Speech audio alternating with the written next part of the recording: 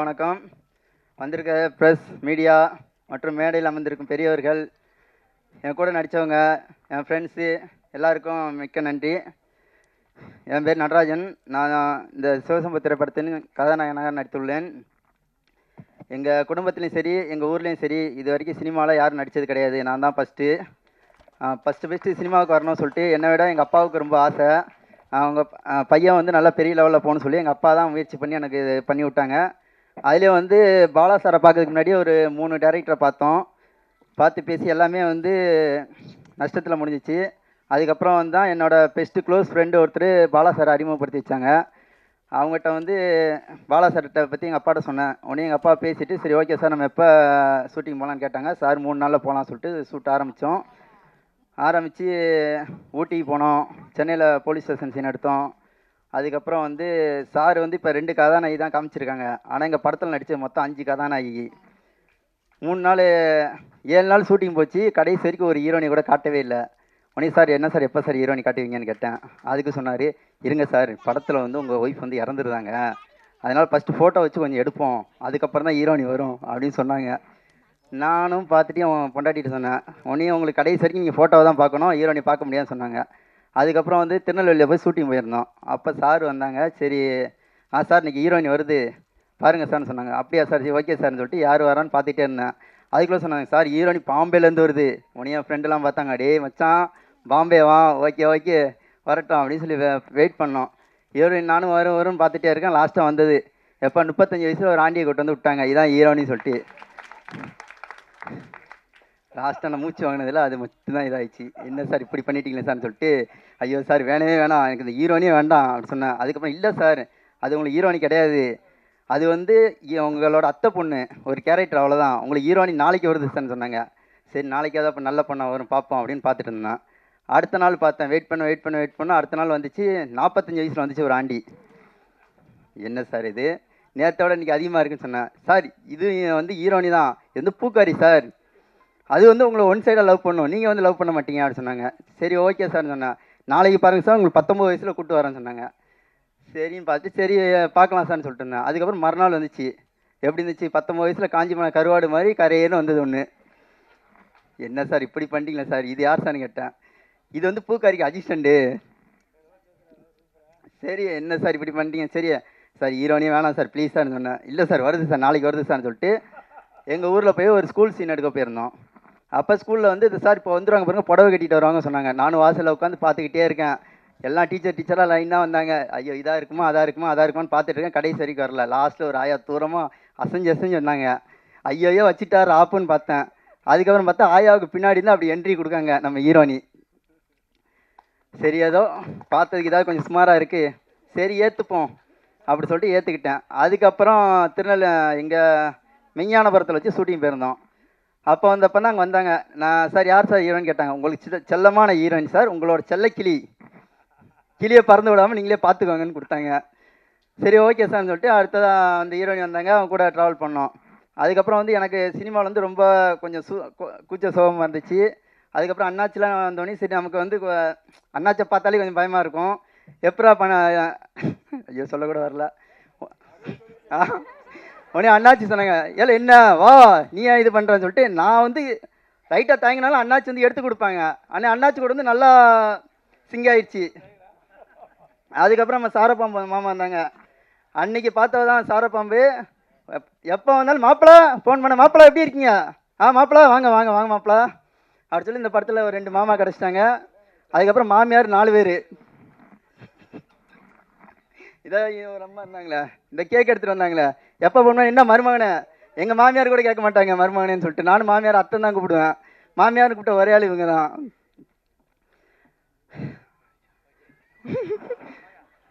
சரி okay sir. சரி Bala sir வந்து நல்லா படம் எடுத்திருக்காங்க, எல்லா படத்தையும் நீங்கள் தான் வெற்றி இது பண்ணணும் ஓகே. ஆனால் ஒன்று சார், எனக்கு வந்து இன்றைக்கி ஆடியோ ரிலீஸ் பார்த்ததுக்கப்புறம் பாலா சார் மேலே ரொம்ப கடுப்பாயிடுச்சு சார். அவர் மேலே ரொம்ப கோவம் வந்துச்சு. ஏன்னா வந்து ஒரு சீனில் வந்து ஹீரோனி பக்கத்தில் கூட போடலை. அப்படி இருந்து இந்த காலத்தில் உள்ள டெக்னாலஜியை வச்சு அந்த பொண்ணை கட்டி பிடிச்ச மாதிரி, இந்த பொண்ணு கிஸ் கொடுத்த மாதிரி எப்படியோ வந்து லிங்க் பண்ணி விட்டாங்க. பக்கத்தில் உட்காந்து எங்கள் ஃபேமிலி எல்லாம் பார்த்துருக்காங்க. வீட்டில் போய் எனக்கு என்னென்ன உள்ள போதோ சார் எல்லாமே ஸ்க்ரீன் மேட்டில் எடுத்ததான் சொல்லி கொஞ்சம் புரிய வச்சுருங்க சார். நன்றி சார், வணக்கம். சிவசம திரைப்படத்து ட்ரெய்லருக்கு வந்திருக்கும் பத்திரிகை நண்பர்களும் ஊடக நண்பர்களும் மற்றும் மேடையில் நண்பர்கள் எல்லாருக்கும் வணக்கம். மேடையில் அமைந்திருக்கும் எனது சான்றோர்கள், நான் பெரித மதிக்கக்கூடிய ஜாம்பவான்கள் ஜாம்பவான் சார் எல்லாருக்கும், ஐயா என்எஸ் கிருஷ்ணன் சார் அவர்களுக்கு, அப்புறம் வந்து கணேஷ் ஐயா, நீதிபதி கணேஷ் ஐயா அவர்களுக்கு, அப்புறம் வைத்தியநாதன் சார் அவர்களுக்கு, அதுக்கப்புறம் எனது பாசத்துக்குரிய அண்ணன். அதாவது இன்றைக்கி வந்து உலகத்தையே ஒரே ஒரு வாழைப்பழத்தினால நிறைய நோயாளியை குணப்படுத்தின டாக்டர் செந்தில் சார் அவர்களுக்கு, அப்புறம் இன்றைக்கி வந்து நமக்கு எத்தனை மாவட்டம் இருக்குன்னு அண்ணனை பார்த்தா தெரியும், அத்தனை மாவட்டத்தில் இருக்கும் ஸ்பேரர்ஸ் ஐயா அவர்களுக்கு, அண்ணனுக்கு. அதுக்கப்புறம் கருணா சார் அவர்களுக்கு, அப்புறம் அன்பு சார் அவர்களுக்கு, அப்புறம் விஜயமுரளி சார், என்னோடய படங்கள்லாம் தொடர்ந்து பிஆர்ஓ பண்ணி எனக்கு நிறைய சப்போர்ட் பண்ண விஜயமுரளி சார் அவங்களுக்கும். அதுக்கப்புறம் அண்ணாச்சி இமான் அண்ணாச்சி கிட்டத்தட்ட நான் ஒரு 4 படமாக அவருக்கு ட்ரை பண்ணி அவர் கால் ஷீட் இந்த படத்தை கால் ஷீட் கொடுத்துருக்காரு. அதுக்கப்புறம் தொடர்ந்து 3 படம் கால் ஷீட் கொடுத்துட்டாரு. ஸோ அண்ணாச்சி கால் ஷீட் பிடிச்சது ரொம்ப சந்தோஷமாக இருக்குது. அதுமாரி செந்தில் சார் கிட்டத்தட்ட நானும் ஒரு 10 படமாக ட்ராவல் பண்ணிட்டே இருக்கிறேன், டேட் இருக்காது, அதுக்கு ஏதோ ஒன்று தள்ளி போச்சு. இந்த படத்தில் அவங்களாம் அடிச்சது இது எல்லாமே சிவனோட அருள்னு நினைக்கிறேன். ஸோ சிவன் அது. அதனால் எனக்கு வந்து இதில் ஆர்டிஸ்ட் நல்லா எனக்கு கவர் பண்ணாங்க. அதுமாரி வந்து எங்கூட தயாரிப்பாளர் இருக்கிற ரதி தேவமடா இருந்தாலும் சரி, ஐயா சிவகுமார் இருந்தாலும் சரி, ஸோ அவங்க ஃபுல் சப்போர்ட் இருந்தாங்க. இது வந்து நான் கிட்டத்தட்ட இப்போ ஹீரோ சொன்னார், ஹீரோயினை பற்றி சொன்னார். இந்த படம் வந்து முழுக்க இது வந்து ஒரு பெண்கள் சம்மந்தப்பட்ட படம். சிவசம்போ அப்படின்னா அது சாமி படம் கிடையாது. இது வந்து முழுக்க ஒரு பெண் அடிமைத்தனம், இப்போவும் பெண் அடிமைத்தனம் இருக்குது அந்த படத்தில் சாரி இருக்குது. அது தமிழ்நாட்டில் அதிகமாக இருக்குது. ஸோ அது உடைக்கணும். அப்போ என்னென்னா அது யாரால் உடைக்க முடியும்? பெண்கள் எழுச்சி எடுத்தால் தான் உடைக்க முடியும். அப்படி தான் அந்த படம் கதை. அதனால் நிறைய பெண்கள் நிறைய நடிச்சிருப்பாங்க. இதில் வந்து கிளைமேக்ஸ், இது வந்து சார் சொன்ன ஒரே ஒரு மேட்டர் சொல்லிடுறேன். இது கிளைமேக்ஸ் வந்து பொறுத்தவரை இது பெண்கள் சம்மந்தப்பட்ட படம்னால இது வந்து அந்த ஹீரோயின் தான் வந்து அந்த கிளைமேக்ஸ் முடிக்கணும். அப்போ அது வந்து ஒரே வாக்குவாதம் எனக்கு ஹீரோக்கும். சார் என்ன சார் படத்தில் ஸ்டார்டிங்லேருந்து லாஸ்ட் வரைக்கும் ஹீரோயினை கண்ணிலையும் காட்டல, அப்பப்போ காட்டி போயிட்டீங்க, இப்போ கிளைமேக்ஸ் தனியாக போய் அவங்க போய் முடிச்சா அப்படி சார் அப்படின்னு சொன்னாங்க. அப்போ அவருக்கு ஒரு கதை சொல்ல வேண்டியிருந்தது. பொதுவாக வந்து நான் வந்து படங்கள் பண்ணும்போது இது வந்து எனக்கு கிட்டத்தட்ட நான் இயக்கிற 16வது படம் இது சிவசம்போ. நிறைய கேமராமேன் பண்ணியிருக்கிறேன், நிறைய நடிச்சிருக்கிறேன். என்னென்னா மேக்ஸிமம் வந்து நான் யார்ட்டையும் கதை சொல்கிறது கிடையாது. ஏன் கதை சொல்லக்கூடாதுன்னா, நம்ம லோ பட்ஜெட்டில் பண்ணுவோம், ஏதாவது ஒரு ஊரில் போய் எடுப்போம். அது என்னன்னா கதை சொல்லிட்டேன்னா அந்த ஊரில் யாராவது ஒரு கதையை சொல்லிடுவாங்க. அது என்ன ஆகுனா அது பிரச்சனையாயிரும். இப்போ சில இடத்துல பார்த்தீங்கன்னா ஷார்ட் ஃபிலிமுக்கு அப்படின்னா அவங்க ஒரு 2000 வச்சுருப்பாங்க லொக்கேஷன் சார்ஜ். அதே ஃபிலிமுக்குன்னா ஒரு 25,000 வச்சுருப்பாங்க. அதேமாரி சில கதை வந்து ஜாதி சம்மந்தப்பட்ட கதையாக இருக்கும், மத சம்மந்தப்பட்ட கதையாக இருக்கும் சொல்லிட்டோம்னா அங்கே சொல்லி அங்கே பெரிய பிரச்சனை ஆயிருன்னு சொல்லிட்டு யார்ட்டையும் கதை சொல்கிறதில்ல. மோஸ்ட்லி நான் ஒவ்வொரு படத்துக்கும் ஒவ்வொரு ஸ்டேஷனில் இன்ஸ்பெக்டர்கிட்ட, ஊர் தலைவர்கிட்ட, அப்புறம் இதேமாதிரி ஆள்கிட்ட தான் நிறைய கதை சொல்லியிருக்கு. அவங்களுக்கு எதாவது கதை சொல்லியிருக்கு. ஆனால் படத்தில் அவங்க சொன்ன கதை எதுவுமே வராது, அப்படி சொல்லி வருது. இதில் வந்து கிளைமேக்ஸ் வந்து அவர் நடிக்க மாட்டேன்ட்டார் ஹீரோ. அவர் வச்சு தான் சொல்கிறேன். ஏன்னா கிளைமேக்ஸ் வந்து ஹீரோயின் தான் எல்லாமே நிற்கிறாங்க. அதனால் எனக்கு வந்து இல்லை சார், கிளைமேக்ஸ்லாம் நான் நடிக்க மாட்டேன்னு சொல்லலை. சார் வந்து என்னை கூட்டு போய் டம்மி ஆகிட்டாங்க கிளைமேக்ஸில். சரி நல்லா எடுப்பாங்கன்னு பார்த்தா லாஸ்ட்டில் வந்து ஹீரோ போய் ஹீரோயினை காப்பாற்ற போய் ஹீரோ கால்குள்ளே போட்டு மிதித்து ஹீரோயினை வந்து காப்பாற்றிருக்கு. அந்த மாதிரி எடுத்துட்டாங்க. எங்கள் ஃப்ரெண்ட்ஸ்லாம் படம் பார்த்துட்டு போன வாரம் என் ஃப்ரெண்ட்லாம் வந்திருந்தாங்க, போய் படம் பார்த்தோம். பார்த்துட்டு சொல்கிறாங்க, எங்கள் மச்சான் இருக்க தூத்துக்குடி கொத்தனார் என்ன தூக்கி போட்டு நீ குத்துவோன்னு பார்த்தா உடனே கீழே படுக்க வச்சு அவங்க அடிக்க. ஐயோ கதையை சொல்லிட்டாங்க, என்ன பண்ணுறது இல்லையே. இப்போவே கதை வந்துருச்சு. ஆக்சுவலி கிளைமேக்ஸில் வந்து அவர் சமாதானத்தை பெரிய விஷயமாயிடுச்சு. ஒரே ஒரு கதை சொன்னேன் சார், நான் ஒரே ஒரு குட்டி கதை சொல்கிறேன், நீங்கள் அதுக்கு விட சொல்லுங்கள் சார். அது கரெக்டாக சொல்லிட்டீங்க அப்படின்னா நீங்கள் என்ன சொல்கிறீங்களோ அதுதானே. சரி நான் கதை சொல்லுங்கள் சார். இது வந்து நம்ம படித்த கதை தான், உங்களுக்கு எல்லாம் தெரியும். ஒரு 2 நாட்டுக்குள்ள ஒரு சின்ன போர் நடந்தது. அதில் வந்து ஒரு மன்னன் செவிச்சிருவார். அந்த மன்னன் கல்யாணம் ஆகியிருக்காது, 2 பேருமே கல்யாணம் ஆகியிருக்காது. அப்போ அந்த செவிச்ச மன்னன் வந்து ஒரு பொண்ணை லவ் பண்ணிட்டு இருப்பார். அப்போ அந்த பொண்ணு சொல்லும், நான் ஒரு விடுகதை போடுறேன், நீ வந்து அதுக்கு ஆன்சர் சொன்னால் அவனை கல்யாணம் பண்ணிவிடுவேன், இல்லை கல்யாணம் பண்ண மாட்டேன், எனக்கு புத்திசாலியான ஒரு கணவன் தான் வேணும் அப்படிங்கும். சரி அப்படின்ட்டுதாங்க. சரின்னு சொல்லி அது ஒரு போயிட்டே இருக்கும்போது போர் ஆரம்பிச்சிருது. போரில் அந்த லவ் பண்ணுறவன் செவிச்சிடுறான். அப்போ வந்து தோத்தவன்ட்ட கூப்பிட்டு கேட்குறான், இந்த பார் நான் உனக்கு ஒரு விடுகதை சொல்கிறேன், நீ அதுக்கு ஆன்சர் சொல்லிட்டேன்னா இந்த நாடை வந்து நீ எடுத்துக்கோ, உன் நாடை வந்து நான் உன்ட்ட கொடுத்துட்றேன் அப்படிங்கிறான். சரி என்ன கேளுங்க, பெண்களின் ஆழ மனசு என்ன நினைப்பாங்க அதை மட்டும் சொல்லுண்ணா. பெண்கள் என்ன நினைக்கிறான்னு நமக்கு தெரியாது, அதுவும் ஆள் மனசில் எப்படி நினைப்பாங்க இனிமேல் தெரியாது அப்படின்னு சொல்லிட்டு அவன் அந்த அரசை வந்து எல்லாத்தையும் கேட்டான். இப்போ எதிர்நாட்டு அரசை கேட்டுக்கிறான். சரி இதை ஆன்சர் சொல்லிட்டு ஒரு 3 நாள் டைம் கேட்டாப்புல. 3 நாள் சொல்லிட்டேன்னா உனக்கு நாடு உனக்கு தந்துடுறாப்புல. இப்போ ஊரில் எல்லாத்தையும் கேட்டுருக்காப்புல. இந்த பெண்கள் வந்து அடி மனசு நினைப்பாங்க, என்ன நினைப்பாங்கன்னு எல்லாம் கேட்டுட்டு இருக்காங்க. ஒவ்வொருத்தர் சொல்கிறாங்க, எங்கள் கடலூர் ஆழத்தோட பார்த்துடலாம், பெண் மனசை கண்டுபிடிக்க முடியாதுன்னு ஒவ்வொருத்தர் சொல்கிறாங்க. அப்போ ஒருத்தர் சொல்கிறான், நம்ம ஊர் எல்லையில் வந்து ஒரு சூனியக்காரி ஒரு கிழவி இருக்கிறா, அந்த கிழவிட்ட கேளு கரெக்டாக சொல்லுவாப்புல அப்படிங்கிறப்ப இந்த மன்னன் வந்து தோத்த மன்னன் நேரம் என்ன பண்ணுறான், அந்த கிழவிட்ட போகிறான்.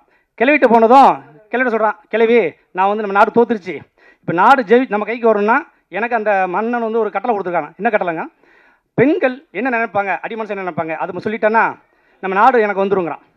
சரி நான் சொல்லிடுறேன், நீ சொல்லிட்டேன்னா நாடு உனக்கு வந்துடும், அவனுக்கு காதலி போயிடுவா, எனக்கு என்ன கிடைக்கும்பா, நீ என்ன வேணாலும் கேளு, என் உயிரோட கேள்வி தருவோமே, நான் உயிர் கேட்க மாட்டேன், என்ன கேட்டாலும் செய்வியா, செய்கிறேன் அப்படின்னு ஒரு சொல்கிறான். என்ன சொல்கிறான்னா, எப்போதுமே பெண்கள் வந்து அவங்க இஷ்டத்துக்கு முடிவு விட்டிங்கன்னா அவங்க சந்தோஷமாக இருப்பாங்க, அவங்க எடுக்கிற முடிவு எல்லாமே கரெக்டாக இருக்கும். இதுதான் அடிமனசு நினைக்கிறது.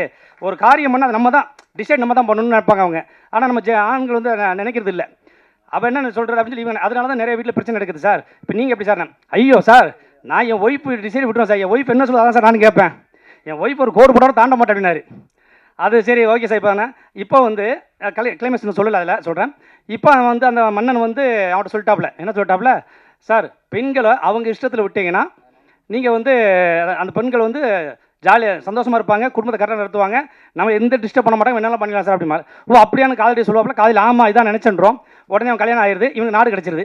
இப்போ நாடு கிடச்சதும் கிளவிட்ட வந்து சொல்ல போகிறான் சந்தோஷத்தை, கிளவி நாடு கிடச்சிருச்சு என்ன பண்ணலாம்னு சொல்ல போகிறான். அப்போ அந்த கிளவி சொல்கிறா, எனக்கு ஒரு வரம் கொடுத்துடலான்ங்கிறான். ஆமாம் என்ன கேள்வி கேளுங்க, நீ எனக்கு கல்யாணம் பண்ணிக்கங்கிறான். ஷாக் ஆகிட்டான். ஏன்னா அவளுக்கு வந்து 90 வயசு, இவனுக்கு வந்து 40 வயசு. என்ன கிளவி இப்படி கல்யாணம் பண்ண சொல்கிறேன், என் வாழ்க்கை என்ன ஆகுங்கிறான். நீ என்ன சொன்ன, ஒரு மன்னன் தானே, நாட்டு கொடுத்த வாக்கை மாற்றக்கூடாதுல்ல, கல்யாணம் சரின்னு சொல்லி கல்யாணம் பண்ணிடுறான். கல்யாணம் பண்ணி அரமனை கூட்டு வந்துடுறான். அரமனைக்கு உள்ளே வந்ததும் அவள் குமரி ஆயிடுறா, 18 வயசு பொண்ணாக மாறிடுறான். இவனுக்கு பயங்கர சந்தோஷம். என்னடா வெளியே இருந்தால் கிளவியாக இருக்கிறா, உள்ளே வந்தால் குமரி ஆகிட்டா அப்படிங்கிறா. இப்போ அவன் கேட்குறான், எப்படி இந்த நீ வந்து உள்ளே வந்து எப்படி குமரி ஆகின, வெளியே போகும்போது கிளவியாக இருந்துங்கிறான். அந்த கிளவி கேட்குறா, இந்த பார் மன்னா, நான் வந்து உங்கூட அரமனையில் இருந்தால் நான் வந்து குமரியாக இருப்பேன், வெளியே வந்தால் கிளவியாக மாறிடுவேன், உனக்கு எது வேணுங்கிறா. இவன் சொன்னான், இது பெண்கள் சம்மந்தப்பட்ட விஷயம், நீயே முடிவு எடுத்து கொண்டுருவான். அப்போனா அந்த என்ன நீயே பெண்கள் சம்மந்தம் நீயே முடிவு எடுத்து அவள் என்ன பண்ணுறான்னா, உடனே அவளே குமரியார், வெளியே போனாலும் குமரியாயிரா, வெளியே இருந்தாலும் குமரியார். ஸோ அவட்ட அந்த முடிவு விட்டதுனால அவள் வந்து அங்கே வந்து மன்னனுக்கு தகுந்த ஒரு ஒய்ஃபாக மாறிடுறா அப்படின்னு ஹீரோட சொன்னதும், சார் இதுதான் சார் கிளைமேக்ஸு, வேணாம் சார் அந்த பொண்ணையே முடிவு சொல்லி எனக்கு ஒத்துக்கிட்டார் இல்லையா கேளுங்க. அது காரணம் சொல்லுவார், என் ஒய்ஃப்கிட்ட நான் எதுவுமே மறைக்கிறேன். என் ஒய்ஃபு வந்து அதான் சொல்லுவார், லட்சுமி போட்ட கூட சீதை தாண்டிட்டா, ஆனால் என் ஒய்ஃபு போட்ட கூட தாண்ட மாட்டார் அப்படின்னு சொன்னார். உண்மை அப்படின்னு தெரியாது, அவங்களுக்கு இடம் தெரியும்.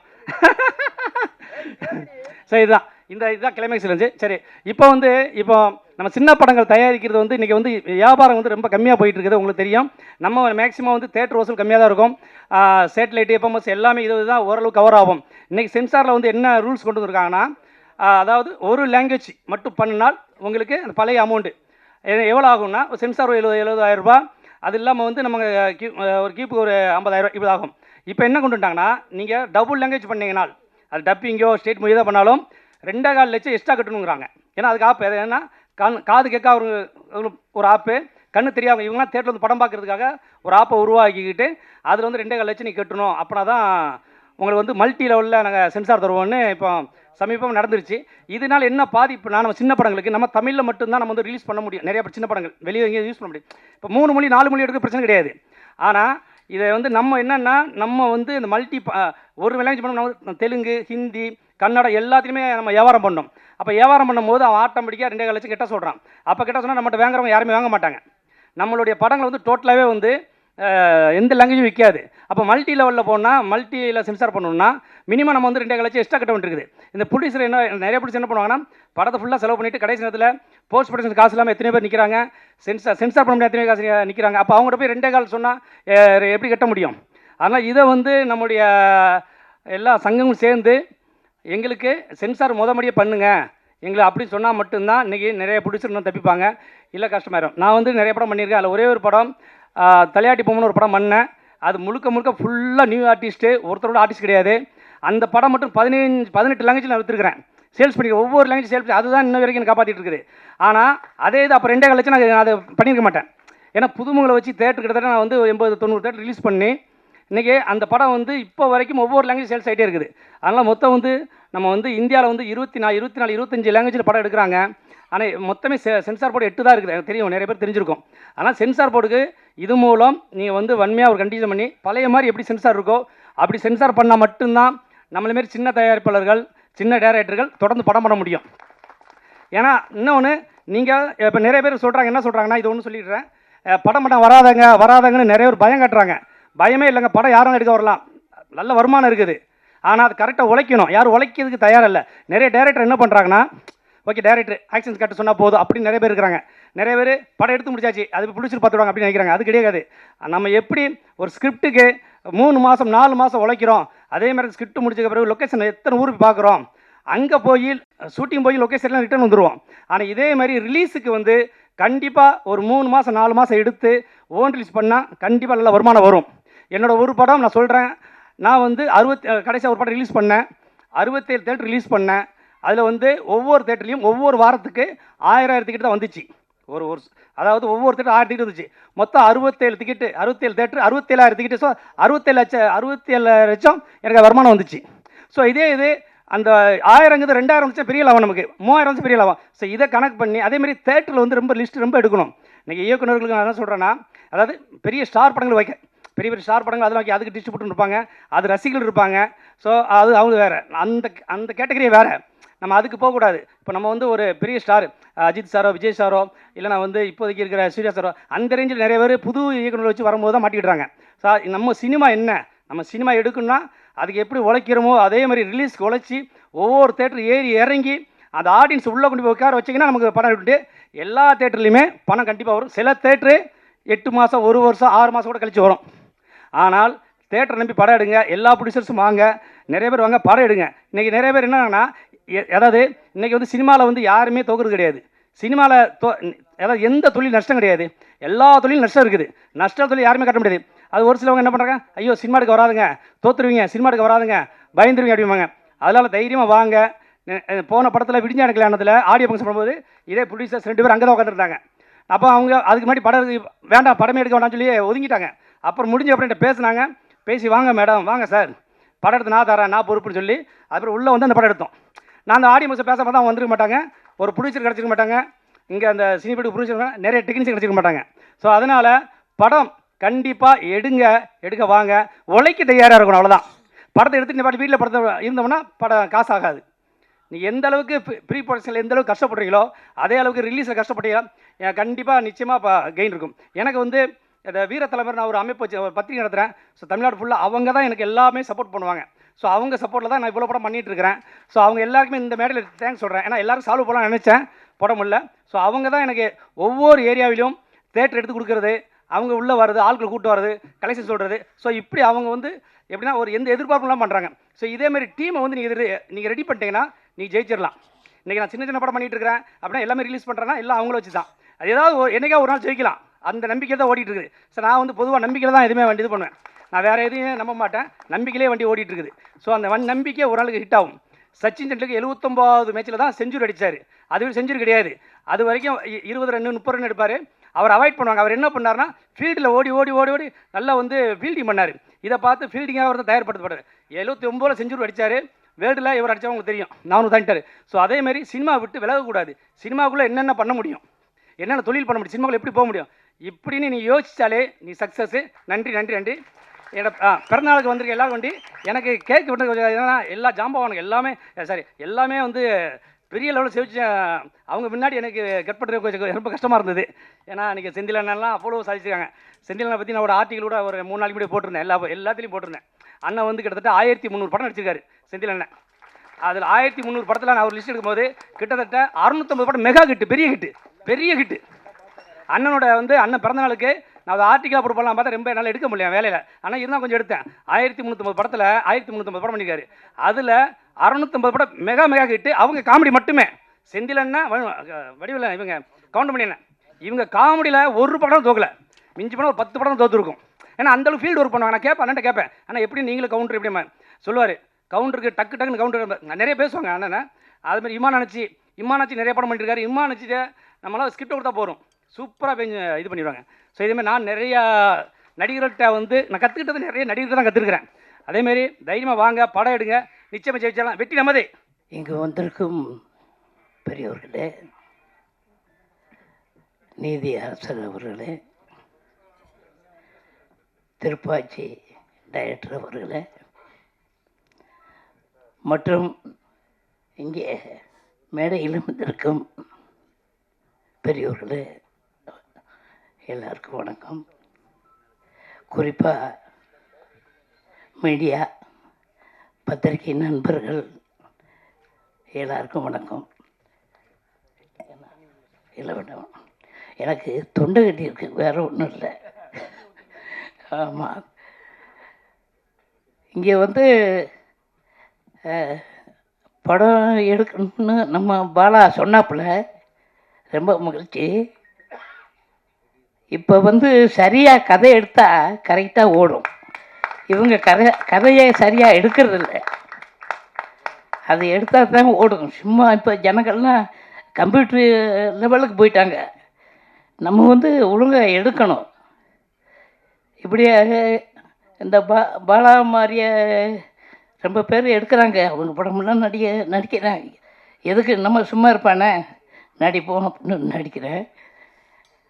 அதாவது சில கதைகள், காமெடிகள், அந்த காமெடி வந்து நன்றாக இருக்கணும், நம்ம குடும்பத்தோடு பார்க்கணும் அப்படின்னு ஒரு காமெடி வச்சுக்கிறணும்.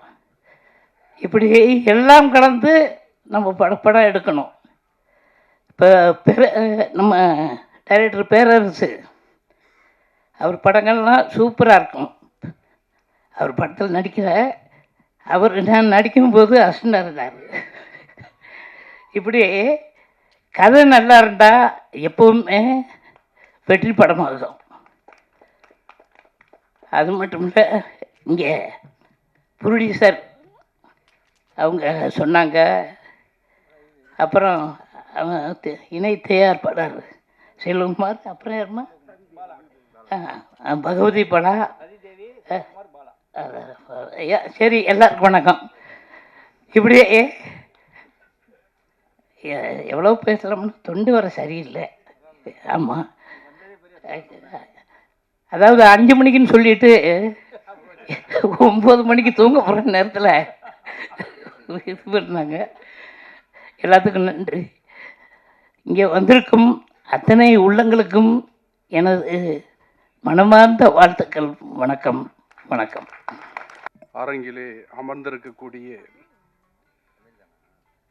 அருமை நண்பர்களே, மேடையிலே அமர்ந்திருக்கக்கூடிய கலைத்துறையிலே தங்களை எல்லாம் ஈடுபடுத்தி கொண்டு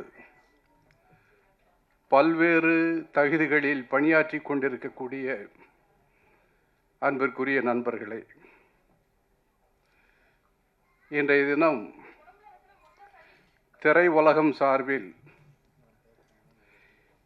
இசை தட்டை வெளியிடுகின்ற ஒரு நிகழ்ச்சியில் கலந்து கொள்வதற்காக என்னை அன்பிற்குரிய செல்லக்குமார் அவர்கள் அழைத்ததன் பேரில் நானும் அன்பிற்குரிய மாவட்ட நீதிபதியாக பணியாற்றிய கணேசன் அவர்களும் இங்கே வந்திருக்கின்றோம். கலைத்துறை என்பது தங்க சுரங்கம் போன்றது. இதிலே திறமை உள்ளவர்கள் எப்படி சுரங்கத்திலே வெட்டி வெட்டி எடுக்கின்றார்களோ அதை போல இது ஒரு அன்னப்பாத்திரமாக இருக்கின்றது என்பதை இந்த மேடையிலே பேசிய அத்தனை பேர்களும் எடுத்து சொல்லியிருக்கின்றார்கள். இதனுடைய தயாரிப்பாளர் அன்பிற்குரிய செல்வகுமார் அவர்கள் நீதித்துறையிலே பணியாற்றி ஓய்வு பெற்றதற்கு பிறகு தன்னை கலைத்துறையிலே ஈடுபடுத்தி கொண்டு இந்த திரைப்படத்தை தயாரிக்கின்ற தயாரிப்பாளர்களில் ஒருவராக அவர் இருந்து பணியாற்றுகிறார். அவருக்கு என்னுடைய வாழ்த்துக்களை நான் தெரிவித்துக் கொள்வதிலே மிகவும் மகிழ்ச்சி அடைகின்றேன்.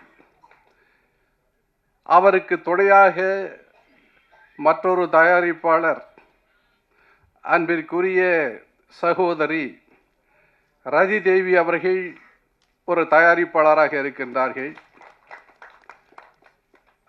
ரதி தேவி அவர்கள் தன்னுடைய குடும்பத்தையே இந்த மேடையில் அழைத்து தன்னுடைய மாமியாரை பெருமைப்படுத்துகின்ற ஒரு நிகழ்ச்சியை இங்கே உங்கள் அனைவருடைய முன்னிலையிலே செய்து காட்டினார்கள்.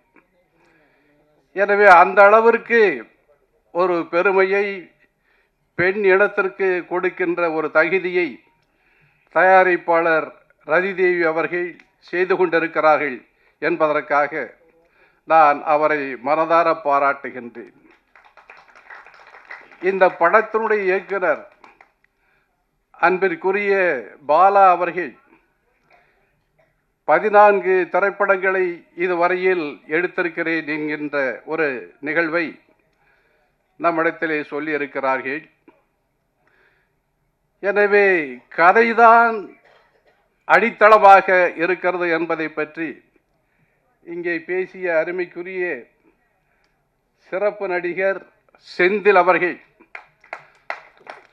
சிரிப்பிலே வரலாற்றை படைத்த, தமிழ் சினிமாவிலே வரலாற்றை படைத்த நடிகர் செந்தில் அவர்கள் குறிப்பிட்டிருக்கின்றார்கள்.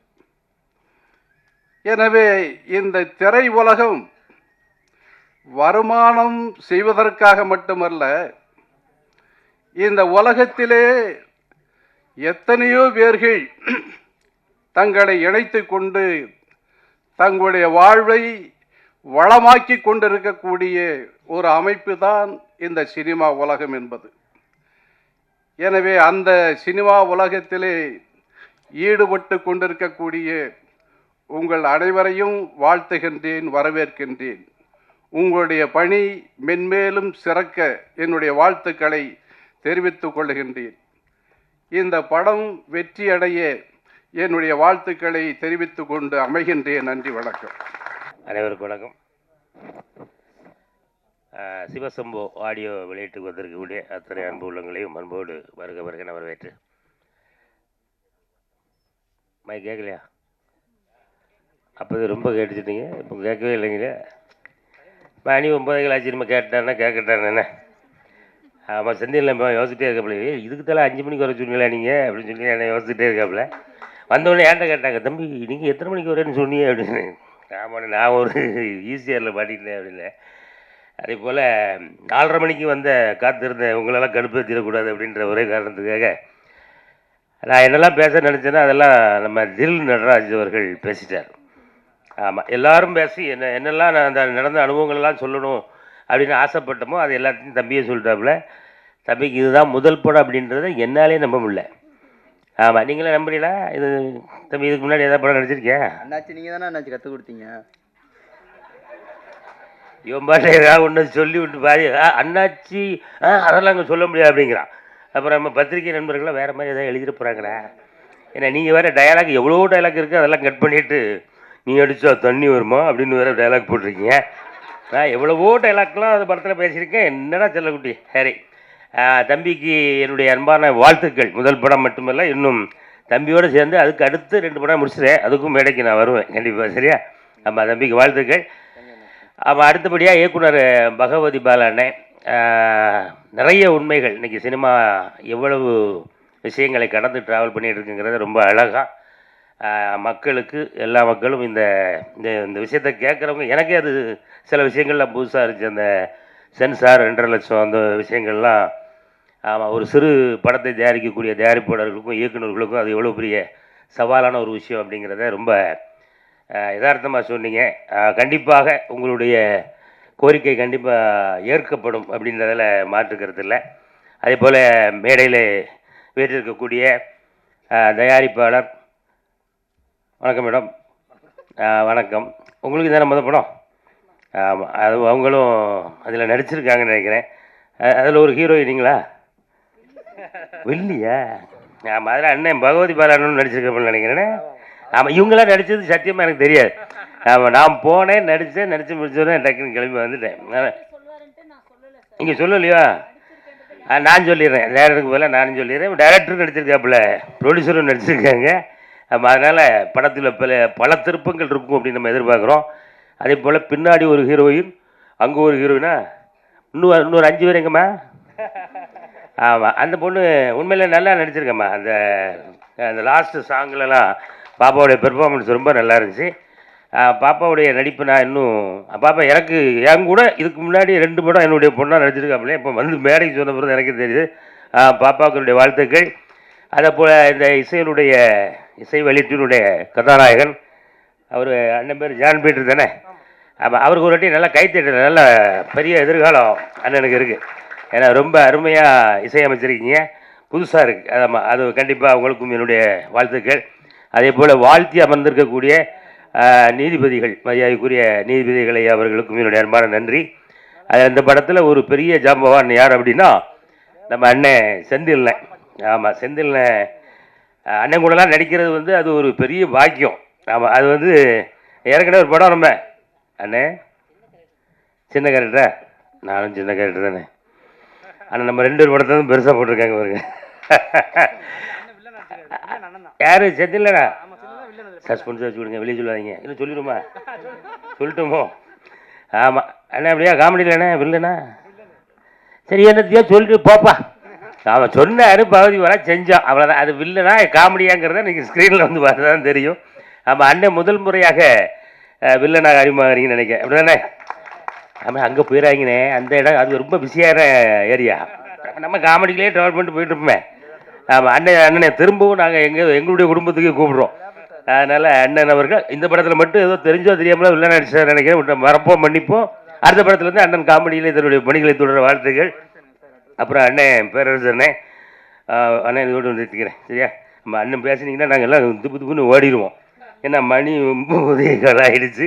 அதனால் நம்ம சிவசம்பவ திரைப்படம் நடித்த, அதை வாழ்த்த வந்த, இதில் கலந்துக்கிட்ட உங்கள் எல்லாருக்கும் என்னுடைய அன்பான வாழ்த்துக்களையும் வரவேற்புகளையும் சொல்லி, இந்த படமும் கண்டிப்பாக அவர் பாலாண்ணன் சொன்ன மாதிரி, பகவதி பாலா சார் சொன்ன மாதிரி அவர் கணக்கு கூட சொன்னார்.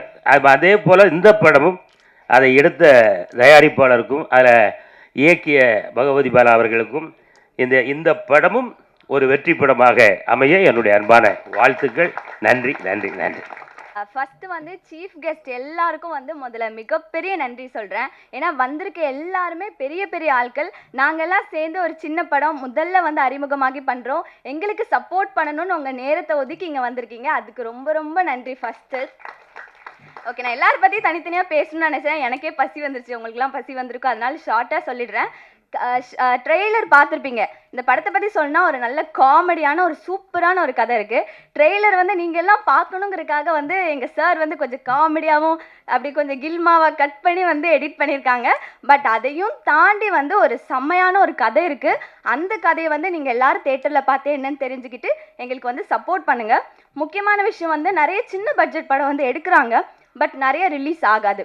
ஆனால் இந்த படம் இந்த ஸ்டேஜில் இப்படி ஒரு நிலைமைக்கு வந்திருக்கிறதே வந்து எங்களுக்கு ரொம்ப பெருமையாக இருக்குது. அதுக்கு முக்கியமாக காரணமாக இருந்த நட்ராஜ் சார், எங்கள் பகவதி பாலா சார், ரதி மேம், செல்வகுமார் சார் எல்லாத்துக்கும் ரொம்ப ரொம்ப நன்றி. சரி, மித்ததெல்லாம் அப்புறமா பேசலாம். தேங்க்யூ. ஹாய், எங்கள் கூடியிருக்க எல்லா பெரியவங்களுக்கும் முதல் வணக்கம். பிரசன்ட் மீடியா எல்லாருக்குமே வணக்கம். முதல்ல இந்த செல்லக்கிளிங்கிற கேரக்டரை எங்கள் நம்பி எனக்கு கொடுத்த பகவதி பாலா சார் ரொம்ப தேங்க்ஸ். ஸோ சிவசம்போ எடுத்த உடனே எல்லாருமே என்னடா சாமி பேராக இருக்குன்னு நினச்சிருப்பீங்க. அது இருந்தாலும் நீங்கள் தேட்டரில் வந்து கண்டிப்பாக பார்க்கணும். அதில் அதை தாண்டி காமெடி, ஃபைட், எமோஷ்னலுங்கிறது நிறையா மிக்ஸ் ஆகி தான் இது ஒரு படமாக வந்திருக்கு. ஸோ ஃபேமிலியாக பார்க்கக்கூடிய படமாக தான் நானும் இதை நினைக்கிறேன். நீங்கள் யோசிக்காமல் எல்லாரும் உங்கள் குடும்பத்தோடு வந்து பார்க்கலாம். எந்த இடத்துலையும் நீங்கள் முகம் சுளிக்கிற மாதிரி ஒரு காட்சியும் வராது. ஸோ எங்கள் மக்கள் எல்லாருமே எங்களோட படத்தை தேட்டரில் வந்து பார்க்கணுன்னு ஆசைப்படுறேன். அப்போ தான் எங்கள் படமும் வளரும், அதில் நடிச்சிருக்கிறாங்க எல்லாருமே வளருவோம்னு சொல்லி நன்றி. வணக்கம். வணக்கம். மேலே இருக்கிற அனைத்து நீதிபதி ஐயா அவர்களுக்கும் வணக்கம். ஏன்னா நான் எத்தனையோ ஃபங்க்ஷனில் கலந்துருக்கேன். இந்த ஃபங்க்ஷனில் தான் மொத்த நீதி அரசனையுமே உட்காந்துருக்காங்க. அப்புறம் மொத்தம் கூடவே எதுக்கு 2 பேரும் பேசும், மொத்தமே நீதி அரசாக வந்துட்டு போக. ஏன்னா அந்தளவுக்கு எல்லாருமே பெரிய ஆளை கூட்டுற பாலா, பகுதி பாலா. இந்த சிவசம்பவ படத்தை சொல்லணும்னா இது ஒரு பெரிய கதையை சொல்ல டைம் இல்லை. ஆக்சுவலாக இந்த சிவசம்பவ கதை வந்து பகவதி பாலா வந்து தயாரிப்பாளர் சங்கத்தில் பதிவு பண்ணியிருந்தார். அதே ரதியை வந்து நம்ம சங்கத்திலே பதிவு பண்ணாங்க. அதை வந்து டைரக்டர் சி சுந்தர் தான் இந்த படத்தை வந்து பதிவு பண்ணியிருக்காரு, சிவசம்போ. அப்போ பகவதி பாலா சொல்ல, அண்ணா இது நம்ம பண்ணியாச்சுன்னா இந்த படத்தை வந்து வேறு கொடுக்க முடியாது அப்படின்ட்டார். உடனே ரதிதேவி இல்லைன்னு நீங்கள் எப்படியாவது நீங்கள் அதை விடக்கூடாது, எங்களுக்கு தான் வேணும் அப்படின்னு. நான் உடனே தயாரிப்பு சங்கத்தில் உள்ள தினேஷ் பேசினேன். அவன் என்ன சொன்னான், அண்ணா சார் இதுமாரி சி சுந்தர் வச்சுருக்காரு, ஒன்றும் பண்ண முடியாது அப்படின்னாவில். இல்லைப்பா அவங்க விட முடியாண்டான்னு என்ன கேளுன்னு. அப்புறம் உடனே சி சுந்தர்கிட்ட பேசினோடனே அவர் உடனே கொடுத்துருங்க அப்படின்ட்டுறான்.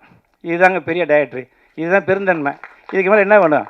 அதனால் இந்த நிகழ்ச்சி மெயின் சி சுந்தர் சார் அவர் என்னுடைய மரியாதை கேட்டுக்கிறேன். ஏன்னா அசால்ட்டாக கொடுத்துருங்க அப்படின்ட்டார். இப்போ அவர் வந்து மூக்குத்தி அம்மன் 2ன்னு வச்சுட்டார், ஒரு வாரத்தில் போச்சு. ஏன் கேட்டிங்கன்னா இந்த விட்டு கொடுக்கறத ஒவ்வொருத்தரும் ஜெயிக்கிறதுக்கு காரணம். ஏன்னா நான் 3 நாளைக்கு முன்னோட சொன்னேன், வாழ்க்கையில் ஃபஸ்ட்டு கஷ்டப்படணும், அதுக்கப்புறம் நஷ்டப்படணும், அதுக்கப்புறம் தான் ஜெயிக்க முடியும். இது எல்லாருக்கும் தெரியும். யார் இது வந்து நான் சொன்னால் சாதாரண வச்சுக்குவோம், இதே ரஜினிகாந்த் சொன்னால் கமல் சொன்னால் பெருசாக பேசுவாங்க. அதனால் இன்றைக்கி கஷ்டப்பட்டு தான் இன்றைக்கி வந்து பகவதி பாலை வந்து நான் சொன்ன பார்த்தீங்களா, ராமநாராயணன் வந்து வருஷத்துக்கு எப்படி குறைஞ்சது ஒரு 6-7 படம் எடுப்பார். எல்லாமே குரங்கு, நாய், புலி, கொக்கு, குருவின்னு வச்சு எடுப்பார், ஜெயிச்சுட்டு இருப்பார். இப்போ அதேமாரி பாலா பார்த்தீங்கன்னா சிறு படம் தான், குறைஞ்சி போனால் ஒரு 40 லட்சம் 50 லட்சத்துக்கு மேலே தாண்டதே கிடையாது. இப்போ இந்த படம் புரியல, இல்லை அதை சொல்லலைங்க, அம்பட சொல்கிறேன். நான் வருஷத்துக்கு 4 படம் சொன்னது காரணம் என்ன, எனக்கு தெரிஞ்சு நான் வந்து 89 வந்து சினிமாவுக்கு, அதுக்கப்புறம் எல்லாம் பாதி பேர் வந்துட்டுனா தெரியாது. எனக்கு தெரிஞ்சு ராமநாராயணன் சார் படத்தை நிறையா போய் பார்ப்பேன். சாலிகிராம் ஃபுல்லாக எடுத்துருப்பார், அழகு பாஸ் ஃபுல்லாக எடுத்துருப்பார். அதுக்கப்புறம் பகவதி பாலை எடுத்துக்கிறதுல தான் நான் தெளிவாக சொல்கிறேன். என்ன காரணம், எப்படி இருந்தால் அந்த கஷ்டப்பட்டால் கூட விடாமல் அவர் ஜெயிக்கிறாரு, தோக்குறாரு, பணம் வருது வரல, எடுத்துகிட்டு இருக்காரு பாருங்க. அதுதாங்க சினிமா, அதுதான் சினிமா. ஏன்னா ஜெயிக்கணும்னு நினைக்கிறேன் என்றைக்குமே தோக்க மாட்டான், ஏமாற்றணும் நினைக்கிறேன் என்றைக்குமே ஜெயிக்க மாட்டான் சினிமாவில். நான் சொல்கிறத எவனும் சொல்ல மாட்டேன். அதனால் இன்றைக்கி எல்லாம் இன்றைக்கி ஒரு நீதி அரசர் வந்திருக்காருன்னா யாருக்கா வந்துருக்காங்க, இந்த ரவி தேவிக்கா வந்திருக்காங்க, பாலாக்கா வந்திருக்காங்க, செல்வகுமார் சார். என்ன காரணம், இன்றைக்கி ஒரு நீதி அரசர் வந்து இன்றைக்கி ஒரு சினிமா துறைக்கு வந்து நம்ம அது ஒன்றும் இல்லை, 4 பேர் வந்திருக்காங்கன்னா இதை விட நமக்கு ஒன்றும் இல்லைங்க. இதுதாங்க சினிமா. அந்த ஒரு நீதி அரசரே ஒரு மீடியாவுக்கு வந்து நம்மளை கலந்து ஒரு சினிமாவுக்கு வர்றாங்கன்னா நம்ம நேர்மையாக இருந்தால் என்றைக்குமே ஜெயிக்கலாம், யாராலையுமே தோக்க முடியாது. நான் 89 வந்து இன்றைக்கி நான் வந்து இன்றைக்கி தமிழ்நாடு இன்றைக்கி கேட்டால் பார்த்தா கருணா கேட்டாப்புலன்ட்டேன், ஆனால் சங்கத்தில் எடுத்துகிட்டு போகிறேன் 1300 பேர், அவ்வளோ பேர் வந்துட்டாங்க. ஏன்னா நான் எவனுக்குமே போய் சொல்கிறது இல்லை, யாருக்கு இல்லை. வந்தியா 1/2 மணி நேரம் சென்சார், அதுக்கப்புறம் பகவதி பால் சொன்னாப்புல அதுமாரி இதில் சென்சார்லாம் பயங்கரமாக ஏறி போச்சுன்னு. அது தமிழ்நாட்டில் இல்லை, இந்தியாவில் உள்ள மொத்த அசோசியேஷன் ஒன்று சேரணும், மொத்த மாநிலமும் சேர்ந்து கோரிக்கை வச்சா மட்டுமே தான் அதை மாற்ற முடியும். ஏன்னு கேட்டால் இன்றைக்கி மாற்றுத்திறனாளிகள் காது கேட்காரன்னு சொல்லி அதுக்கு ஒரு இது வந்து சொல்லி கீப்பிள்ளையெல்லாம் சொல்கிறாங்க. அதெல்லாம் என்ன பண்ணணும்னா நம்மளை ஒன்று சேரணும். இன்னும் தயார்பாடு சொன்னோம், தயாரிப்பெல்லாம் ஒன்று சேர்ந்து ஒரு கோரிக்கை வைக்கணும். அது கேரளா, கர்நாடகா மொத்த மாநிலம் ஒன்று சேர்ந்து பண்ணால் மட்டும்தான் பண்ண முடியும். இப்போ நான் மட்டும் தனியாக மெயில் அனுப்பிச்சோன்னு வச்சுங்களேன், அது 3ஆவது போட்டுருவாங்க. அதனால் சினிமாவில் வந்து வாழ்க்கையில் ஜெயிக்கணும்னா பகவதி பாலை எல்லோரும் கற்றுக்குங்க. ஏன்னா ஒரேவா சொன்னாப்புல நான் இப்படி தான் வந்தேன் அப்படின்னு. ஏன்னா நான் சொன்னேன், தோற்று தான் ஜெயிக்க முடியுங்க யாராலும் சரி. அதனால் இந்த படம் மிகப்பெரிய வெற்றி அடையணும். காரணம் என்ன, நான் சொன்னேன் சுந்தர்சி வந்து அசால்ட்டாக விட்டு கொடுத்தாருன்னு. அந்தமாரி அப்புறம் ஒரு சின்ன விஷயம், இந்த ட்ராக்குன்னு ஒரு படம் பார்த்தேன், அண்ணன் செந்திலன் சொன்னார் கதைன்னு. தயவு செய்து யாராவது படம் பார்க்கலைன்னா ட்ராக்குங்கிற படத்தை பாருங்கள். அவன் தனுஷை விட சூப்பராக இருக்கான் பையன், தனுஷனோட தான் இருந்தான், அதை விட்டுருங்க. ஆனால் அந்த படத்தை பார்த்தீங்கன்னா ஒரு செகண்டு கூட, ஆனால் அது 30 கோடி ரூபா, நம்மளால் எடுத்து 30 லட்ச ரூபா, நான் அதோட ஈக்குவல் பண்ணலை. ஆனால் அந்த கதையை பார்த்தீங்கன்னா ஒரு செகண்டு கூட போர் அடிக்காமல் படம். ஏன்னா இன்றைக்கி வந்து அந்த கதை என்னென்னா, அப்பா அம்மாவை ஏமாற்றாதீங்க, அப்பா அம்மாவிட்ட போய் சொல்லாதீங்க, நான் வந்து இந்த கஷ்டத்தை வந்து இப்படி இருக்குன்னா அவன் சினிமாவில் எடுத்திருக்கான். ஆனால் நம்ம வாழ்க்கையில் பசங்க உங்களுக்கு என்ன பண்ணுறாங்க, அப்பா அம்மாட்ட போய் சொல்லி அம்மா நீ 10,000 கூட 5,000 கூட 10,000 கூட சொல்லி பசங்க நம்பி எல்லாத்தையும் கொடுத்து கடைசியாக ஏமாந்து கடைசியாக ஜெயிலுக்கு போகிறான். அந்தமாரி ஒரு கதையை கொண்டு வந்து நான் என்னமே இருக்கா சொல்லி எடுத்து பிரதீப் வந்து ஜெயிச்சிருக்கான். அவன் இன்னமே படத்தில் அவன் சினிமாவில் யாராலையும் அழிக்க முடியாது, எழுதி வச்சுங்க. பிரதீப் ரங்கநாதனை சினிமாவில் அவனால் யாராலையும் அழிக்க முடியாது, நின்றுட்டான். அவன் எங்கேயோ போய்ட்டு நான் ஓப்பனாக சொல்கிறேன், நான் வந்து இவ்வளோ தெளிவாக சொல்கிறேன்னா யாருமே அழிக்க முடியாது, அவ்வளோ அருமையாக இருப்பான். அந்தமாரி பகவதி பாலா வருஷத்துக்கு 4 படம் எடுத்துருக்காப்புல, எடுத்துக்கிட்டே இருக்கணும். இதேமாரி நீதி அரசெல்லாம் வரணும். எனக்கு டைம் இல்லை, இதுக்கு மேலே அதிகம் பேச முடியாது. வந்திருக்காரு, நன்றி, வணக்கம். சபையில் கொஞ்சம் ரொம்ப உஷாராக பார்த்து பேச வேண்டியிருக்கு. ஏன்னா என் நீதி அரசர்கள் அமர்ந்திருக்காங்க. ஆமாம், அது மட்டும் இல்லாமல் இங்கே அண்ணன் கருணாகரன் அவர்களும் அமர்ந்திருக்காங்க. ஆமாம், அரசியல் சார்ந்தவங்க, கொஞ்சம் உஷாராக பேசணும். ஆமாம், கரெக்டாக குறிப்பிட்டார், நீதி அரசுன்னு சொல்லுங்கள், நிதி அரசுன்னு சொல்லாதீங்கன்ட்டு. ரெண்டுக்கு ரொம்ப வேறுபாடு. ஆமாம், நீதி அரசருங்கிறது நமக்கானவங்க, தர்மத்துக்கானவங்க, நீதிக்கானவங்க. நிதி அரசுங்கிறது தெரியும் உங்களுக்கு, டோட்டலாக அப்படியே ஆப்போசிட் அவங்க. அதனால் ரொம்ப நீங்கள் கவனம் சொல்லணும். ஆமாம், நிதி அரசு நிறையா நாட்டில் நிறைஞ்சிருக்காங்க, நீதி அரசு கம்மியாக இருக்காங்க. ஆமாம், அடுத்து உண்மையிலே இசையம் இப்போ இந்த இசையை வெளியிட்டிருக்கு, நீங்களும் வந்து ரொம்ப சந்தோஷம். ஆமாம், நாங்களாம் செந்தில் அண்ணன், நாங்கள் அன்புச்செழியன், இமன் அண்ணாச்செல்லாம் நாங்கள் எங்கள் குடும்பம், எங்களுக்குள்ள வாழ்த்துக்கிறது எங்கள் கடமை. ஆனால் நீங்கள் உண்மையிலேயே வந்து வாழ்த்துறது எங்களுக்கு பெருமை. அப்புறம் செந்தில் அண்ணன் என்னோட படத்தில் அவர் நடிக்கலை இது வரைக்கும், இதுக்கப்புறம் நடிப்பாங்க. ஆனாலும் எதிரும் புதிரும் படத்தில் அந்த காமெடி ட்ராக் நம்ம எழுதுனது. ஆமாம், அதில் கவுண்டமணி அண்ணனும் செந்திலனும் நடிச்சிருக்காங்க. என்னோடய காமெடி ட்ராக்கு நடித்தது அப்போயே நான் வெற்றி அடைஞ்சு நினச்சிட்டேன். நம்ம ஒரு காமெடி ட்ராக்கு நம்மளோட வசனத்தை கவுண்டமணி அண்ணனும் செந்திலும் பேசிட்டாங்களே, அப்போயே எனக்கு ஒரு நிறைவு. அப்புறம் தான் திருப்பாச்சி சிவகாசிலாம். இந்த படத்தோட தயாரிப்பாளர் ரதிதேவி அவர்கள் ஒன்று சொன்னாங்க பேசும்போது, எனக்கு சினிமா ரொம்ப பிடிக்கும், இதற்காக எத்தனை முறை வேண்டாலும் நான் தோற்று கொண்டே இருப்பேன்னாங்க. நீங்கள் ஜெயிச்சு கொண்டே இருக்கணும். நீங்கள் முதல்ல வாழ்க்கையில் ஜெயிச்சிட்டிங்க.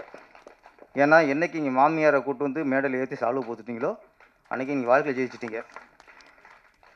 இந்த மாதிரி நிகழ்ச்சிக்கு மாமியாரை கூப்பிட்றதே பெரிய விஷயம். அதில் மேடையில் ஏற்றி சால்வு போத்தி அப்போ நீ சரியான ஒரு வீரப்பெண்ணுன்னு சொல்லலாம், ஆளுமைன்னு சொல்லலாம், இது மிகப்பெரிய வெற்றின்னு சொல்லலாம். அதனால் கண்டிப்பாக நீங்கள் வாழ்க்கையிலே இந்த அளவுக்கு ஒரு சிங்கப்பெண்ணு சொல்லலாம், என்னோட சொல்லலாம் உங்களை.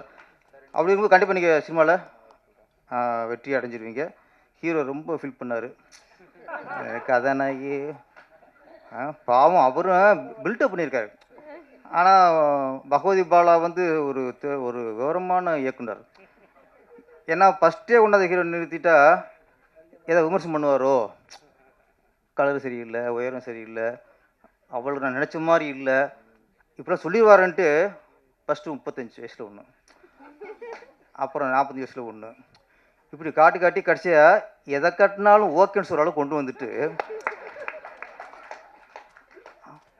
கடைசி காட்டியிருக்காரு. அவரும் ஒன்று சொல்ல, பெண்ணு நகையெல்லாம் போட்டுட்டு தனியாக போகிறாங்களோ, தனியாக போய் அவங்களுக்கு எந்த பாதிப்புலையோ அன்னைக்கு தான் நம்ம நாடு உண்மையாக சுதந்திரம் அடிச்சிருந்தார். இன்றைக்கி நைட்டு ஒரு பொண்ணு நகையெல்லாம் போட்டு தனியாக போச்சுன்னா நகையும் போச்சு, கற்பும் போச்சு. அன்றைக்கே நகை தான் போயிடுச்சு, இன்றைக்கி கற்பும் போயிடும். ஆனால் இன்றைக்கி நம்ம சொல்லிக்கிருக்கோம், பெண்கள் பெண்கள் தூக்கி கொண்டாடிக்கிறோம். இன்றைக்கி நாகரிகம் பெருக பெருக படிப்பு அறிவுலாம் கூட கூட அன்னைக்கு இருந்ததை விட இன்றைக்கி பெண்கள் நிலைமை மோசமாக இருக்குது. அதை ஒன்றுமோ ஒத்துக்கணும். அந்த விஷயத்தை தான் நம்ம இயக்குனர் பகவதி பாலா கூடியிருக்கிறாரு. இந்த பாட்டு ஒன்று வந்துச்சு, புரட்சி பெண்ணே புதுமை பெண்ணுன்ட்டு. கவிஞர் நல்ல வரிகள் சூப்பராக இருந்தாங்க. ஆமாம் மேடம், உங்கள் பேர் கவிதா குப்புசாமி. ஒரு வரிகள் அப்படியே பெண்ணினத்துக்கு எழுதப்பட்ட ஒரு வரி ரொம்ப நல்லா இருந்துச்சுமா. எனக்கு அந்த பாட்டை பார்க்கும்போது புதுமை பெண் படம் இயக்குனர் இமயம் பாரதிராஜா அவர்கள் இயக்கிய புதுமை பெண் படத்தில் ஓ ஒரு தென்றல் புயலாகி வருதே, காலதேவனின் தருமை எல்லைகள் மீறுகின்றதோ ஓட்டார், அந்த எஃபெக்ட் நல்லா இருந்துச்சு. அதே மாதிரி அந்த பொண்ணு க்ளோஸ்அப், நிறைய க்ளோஸ்அப் யூஸ் பண்ணி இந்த மச்சிரு க்ளோஸ்அப் போடல, அதை இங்கே ஈக்குவல் பண்ணிட்டார். இங்கே க்ளோஸ்அப் தான் எல்லா ஆங்கிலும் இந்த முறைக்கு. இந்த பொண்ணு ரெஜினாவுக்கு என்னுடைய வாழ்த்துக்கள்.